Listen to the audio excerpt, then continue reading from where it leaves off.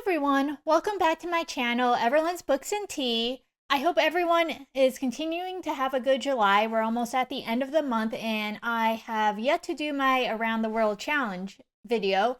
So that is what we are here to do today. I think we're on episode 3 of my Around the World Challenge, where I am working on reading a book from every country around the world, either by an author from that country or a book that's set in that country.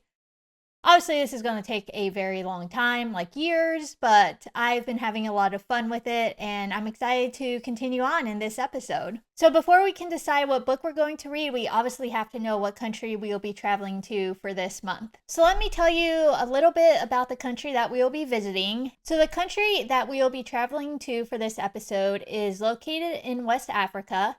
It gained its independence in 1960, and its flag is tricolored with the colors of orange, white, and green. So now we know a couple of basic facts about this country, and I'll put a picture of the country up here, either here or here, depending where I can fit it. And now I'm just going to give you kind of 5 interesting facts about this country to narrow it down, and at the end we'll reveal where we're traveling to, and then we'll go look for some books that are set in this country or written by authors from this country. All right, so here are the 5 facts. The first fact is kind of a fun fact. So this country is actually the world's largest exporter of cocoa beans. It exports over 2 million tons of cocoa beans a year, and the cocoa beans account for 40% of this nation's export revenue, which is a lot. That is a lot of cocoa beans. So fact number 2 is that this country has the world's largest church. It's located in one of the country's 2 capitals, known as Yamoussoukro, and the church itself is named the Basilica of Our Lady of Peace, and it was completed around 1989 to 1990. All right, fact number 3 is about a football/soccer player. I'm a huge football/soccer fan, so I had to throw this one in there. And that is one of the most famous people from this country is Didier Drogba, who played for Chelsea. He also played for his country's team 104 times, and the nickname for his country's team is the Elephant. Fact number 4 is that the largest city in this country is called Abidjan, and this city also has the 3rd largest population of French-speaking people in the entire world. And then last but not least is that this country is home to Thai National Park, which is a UNESCO World Heritage Site. And this national park also houses the cute pygmy hippopotamus. So those are 5 facts about the country that we are going to for this episode.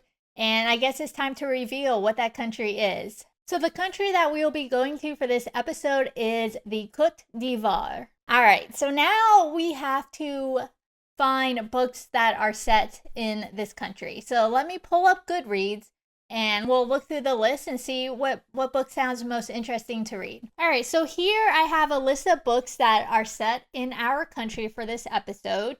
So let's just take a quick peek at them, see which ones may look interesting, and then we'll narrow it down to the book that we will officially be reading for episode 3 of the Around the World Challenge. So first up is Aya. So this is our first option. It looks like a young adult graphic novel. So I've actually read a graphic novel for this challenge before. I'm pretty sure it was last year I read The Complete Persepolis, which was set in Iran. And it told the journey of the author's childhood and young adulthood growing up in the country. And it was very interesting to read. I really enjoyed it. And I learned a lot more through the graphic novel than I thought I would. And I found that it was kind of a great way to really learn what it was like through the writer's eyes growing up in this country. So because of that, this book is probably going to be near the top of my list at the moment because it's set in the country that we're going to. And then let me see where the author's from. And then the author is also from this country as well, from Abidjan, which is, like we learned, one of the 2 capitals of the country. So the author obviously is going to have insight into what it's like coming to age in this country, which is what this graphic novel is about. So I think this would be a great option for this reading challenge. So there we have it, option number 1. All right, so next up is Allah is Not Obliged. So this book is about a 10-year-old who leaves his native village in the Ivory Coast. I'm just reading the synopsis. So for those who don't know, the country we are traveling to this month it was formerly kind of known as the Ivory Coast. So the country has asked that everyone recognizes it as its formal name now, which is the Côte d'Ivoire. But a lot of these synopsises have Ivory Coast in them. So if you hear me saying that, it's because I'm reading it from the synopsis. So anyway, back to the synopsis for this book. So the synopsis says that the main character, who is a 10-year-old, ends up leaving his native village in the Ivory Coast, accompanied by a sorcerer and a cook, to search for his aunt. So he actually ends up crossing the border into Liberia, and it looks like most of the story takes place from then on in Liberia. So not really the country that we are looking at for this episode. So the author is from the country, though, so it would count from that standpoint, but I kind of have a tier list when I'm looking at books, and first on the tier list, obviously, is if the author is from the country and the book is set in that country. That kind of goes to the top because it meets both our criteria. So this one only meets one of the two in reality, so I think we're still looking at the graphic novel as our first choice. But let's continue on, see what else we can find. All right, so next up, let's take a look at In the Company of Men. So this book looks like it's a historical fiction novel, but draws on kind of like the real accounts of the Ebola virus when it was sweeping across West Africa. And we can see that the author is from the country as well. So this book kind of hits, like I said, the two criterias, but I really don't like reading medical books. It doesn't matter what the medical issue is. I just don't like reading them. So because of that, I probably am not going to go with this one. The premise itself looks like interesting and important, but I just don't like reading books that have a lot of medical things in them. So we're probably going to pass over this one. Let's see what other options are out there. All right, so next up we have Standing Heavy. And this book, again, has part of the book set in the country we're looking at, but then the other part of the book appears to be set in France. And it seems to be looking at kind of like the French immigration policy. So I think we're still going to go with our graphic novel, since this book, I can't tell how much of it actually takes place in Africa versus how much takes place in France.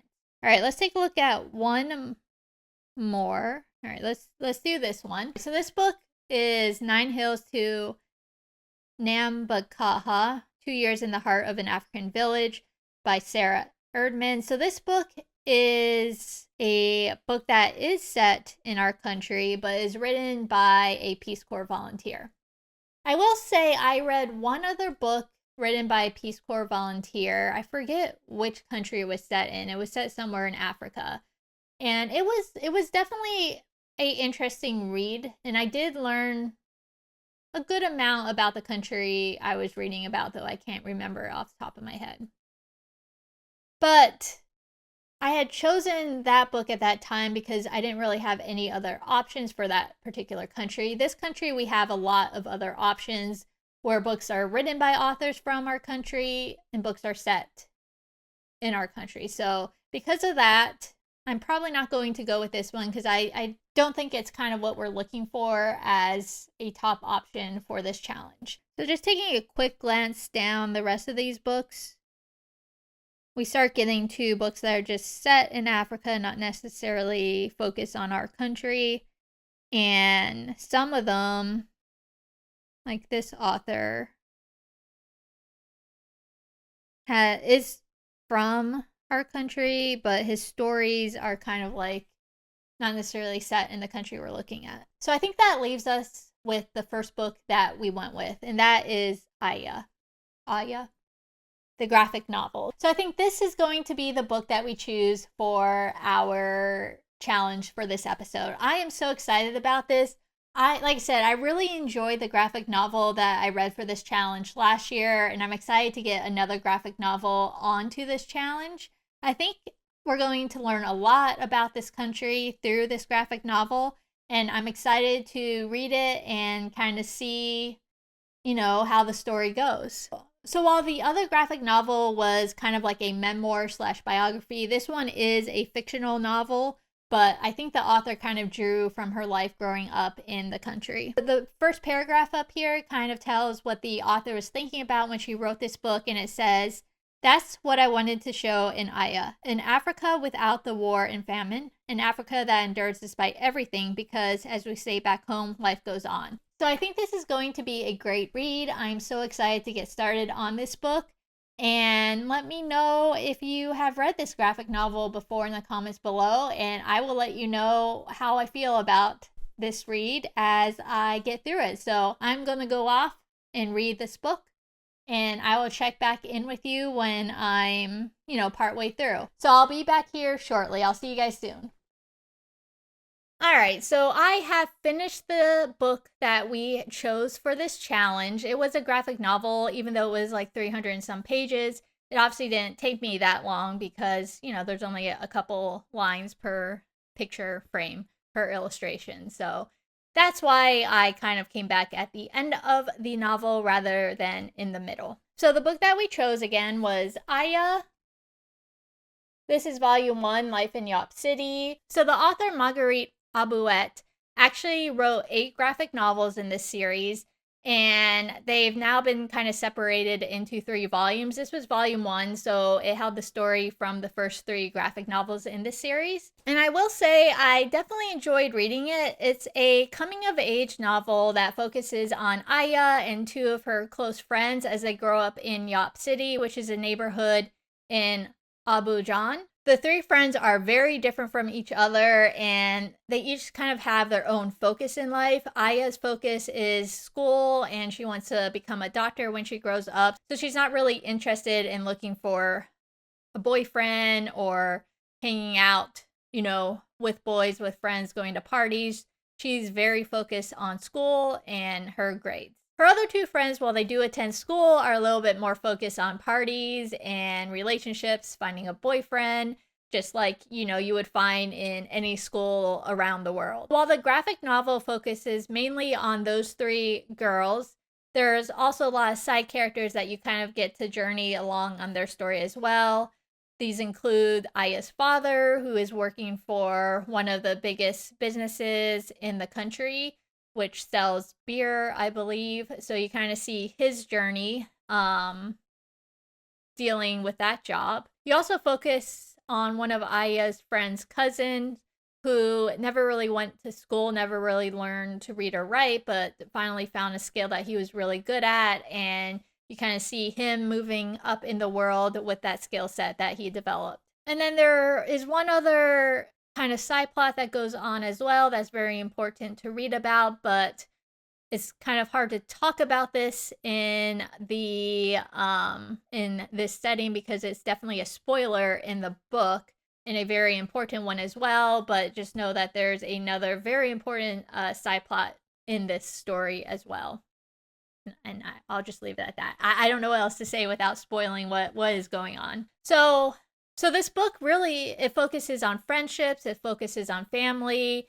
You kind of see the different dynamics, how different families have different dynamics between the parents and the children, between the siblings. So it kind of shows you, while this setting happens to be a country in Africa, this story can happen anywhere in the world, and that was the goal of the author when she wrote this book. She wanted to show kind of her life growing up in this country. And while this is a fiction book, a historical fiction book, it's set in like the 1970s, it is kind of drawn from her experiences growing up in Yop City herself. So the story was great. I really enjoyed it. It was definitely a quick read because it kept your attention, especially because it focused on so many different characters. You were just kind of jumping from one character to the next as you went through the novel.